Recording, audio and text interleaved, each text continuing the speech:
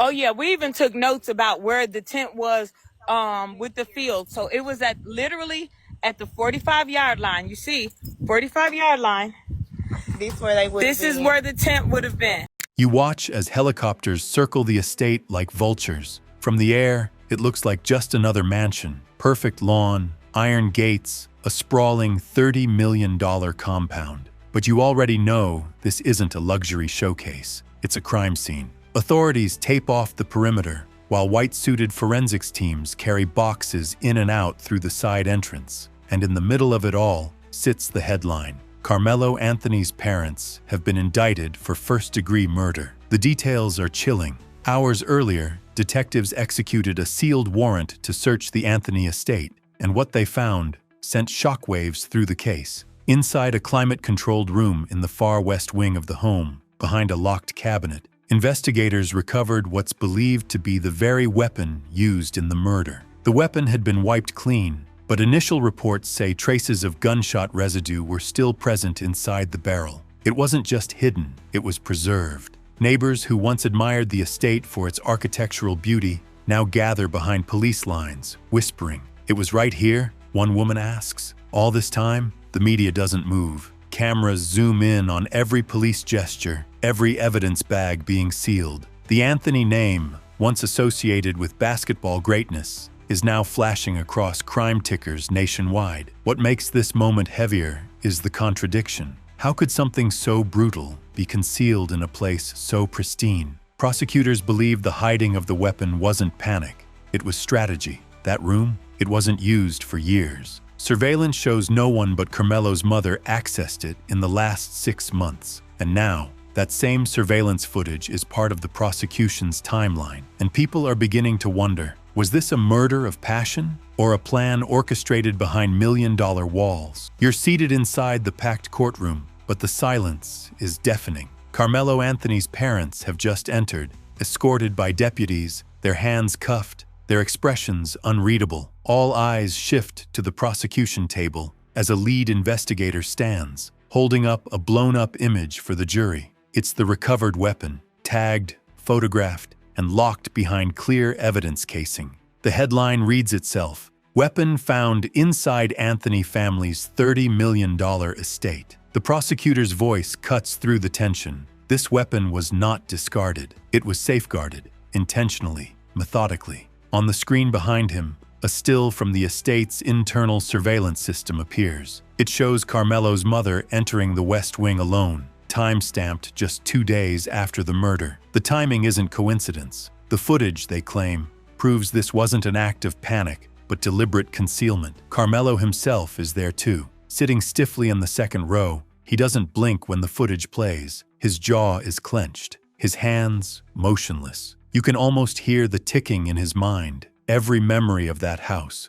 now tainted by what might have been happening behind closed doors. One juror shifts in their seat, visibly uncomfortable. Another leans forward, focused, absorbing every frame of video. In a trial already fueled by public outrage, this discovery doesn't just tip the scale, it crushes it. Then comes the kicker. A forensic specialist testifies that the weapon wasn't just found, it was discovered inside a luxury gift box, buried behind bookshelves, wrapped in black velvet. It was meant to be forgotten, the expert says, or never found at all. And now the public's asking, who else knew? Could anyone in that house have lived there without suspecting something? Would you? If the walls of a $30 million estate could talk, what else would they reveal? You wake up to headlines flooding your phone. Weapon hidden in velvet. Grand jury builds case around Anthony estate. The story isn't dying down. It's just getting started. At the center of it all is a question that prosecutors keep circling back to.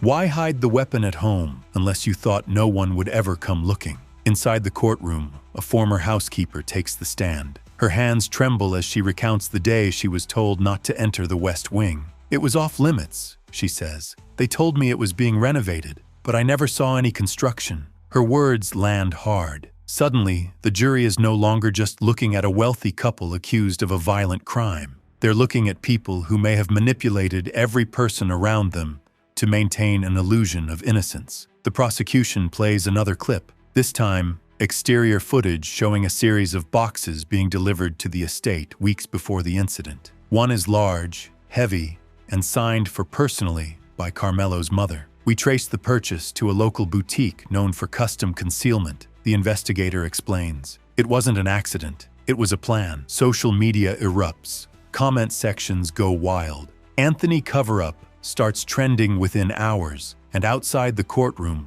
protesters gather with signs demanding justice, not just for the victim, but for every part of the system that let this case grow so twisted and complex before the truth started cracking through. You can feel the shift in momentum. The evidence isn't just piling up, it's forming a story, one that feels far more intentional than anyone was prepared for. And now the public is asking, if this was just the first layer, what else did they bury? You're watching live as a key witness takes the stand. This time, it's the family's private financial advisor. He looks uneasy, shifting in his seat, eyes darting between the jury and the defense table. Then he says something that stuns the room. There were large transfers, irregular ones, right after the incident. Gasps ripple through the courtroom. He goes on to explain that 2 wire transfers, each totaling over $250,000, were sent to accounts tied to offshore entities, days after the murder occurred. When I asked for clarification, he says,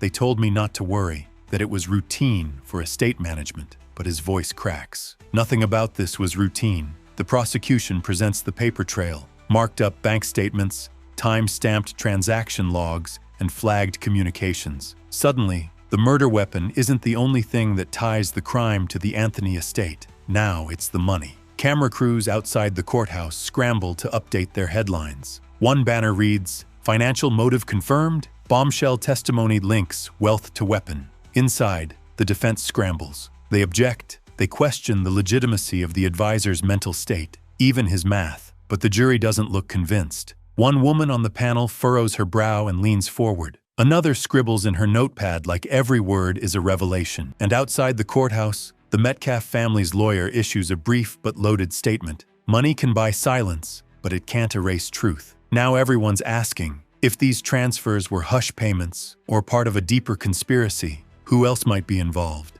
Would you have questioned the money or just cashed the check? You're seated just rows behind the prosecution when the footage plays. Silent, grainy, time-stamped. The courtroom lights dim slightly as the video flickers to life. It's security camera footage from inside a luxury gun store. The date? 3 days before the murder. The woman in the video? Karmelo Anthony's mother. She's calm, methodical, browsing like someone shopping for groceries, not tools of destruction. You see her pause at the counter. The clerk leans in, nodding. Then she points, decisively, to a sleek black handgun. The screen freezes, and the prosecution zooms in. The make and model match the weapon used in the crime. A low murmur breaks out in the gallery. The judge bangs the gavel once. Order, but it's too late. The shock is already settling in. Then another clip rolls. She signs a digital pad, shows ID, and waits patiently. No hesitation, no second thoughts. Just cold precision. The prosecutor's voice is sharp. This isn't panic. This isn't fear. This is premeditation. Karmelo doesn't look up. His hands are clasped, knuckles white. His father stares at the monitor like he's never seen his wife before. Reporters outside begin firing off tweets in real time. Breaking. Weapon used in Metcalf murder appears to match one purchased by Karmelo Anthony's mother just 72 hours before the crime. And now everyone's asking, why did she lie about never handling a weapon? Would you believe it was for protection or something far more calculated? The defense tries to regain control, but the prosecution isn't finished. They reveal a damning sequence. The purchase wasn't just random. It was tied to a high-security delivery made to the Anthony residence just hours after the store visit. A private courier, signature required, time-stamped and recorded. The camera flashes again, this time showing a familiar gate. The Anthony estate, tall iron fencing, security cam perched at the top, and beyond it, the mansion that once symbolized success, now tainted. Then comes the kicker. The store's policy requires first-time gun buyers to complete a brief safety training. On file is a video, Mrs. Anthony standing stiffly, being coached on how to load and unload the weapon. She nods, watches, practices. The date stamp is undeniable. Inside the courtroom, a heavy silence forms. The jury's not just seeing what happened, they're feeling it. A woman preparing for something. Not reacting, not panicking, preparing. One juror leans forward, elbows on knees, eyes locked on the screen. Another scribbles something hastily into a notepad. The tension isn't just thick, it's getting harder to breathe. Then the prosecutor asks the question no one wanted out loud. Why would a mother, days before a tragedy, go through the steps of buying, learning, and securing a firearm and never tell a soul? Karmelo flinches. His attorney places a hand on his back, grounding him, but he's slipping. The courtroom is no longer neutral. It's shifting, tilting toward a version of the story that's harder and harder to deny. And now people are whispering online and off. If this wasn't spontaneous, was Karmelo part of the plan all along? The final blow doesn't come from video. It doesn't come from a witness. It comes from the house itself. A forensic analyst takes the stand with photographs. Inside the Anthony estate, investigators discovered a hidden storage room in the basement. Not a panic room, not a wine cellar, but a sealed space with padded walls, lined with labeled evidence bags and a steel-locked filing cabinet. Inside, the weapon, wrapped in cloth, still warm when they found it, hours after the incident. There's a hush across the courtroom as the images are displayed. Bagged bullets, cleaning supplies, a clipboard with handwritten notes, one page listing times, names, and something that looks dangerously close to a checklist. The analyst doesn't speak with drama, but the words land with weight. In my professional opinion, this room was not used for sport or defense. It was maintained to conceal evidence. From the gallery, a quiet gasp, this time from someone close to the Metcalf family. The pain in their face is sharp.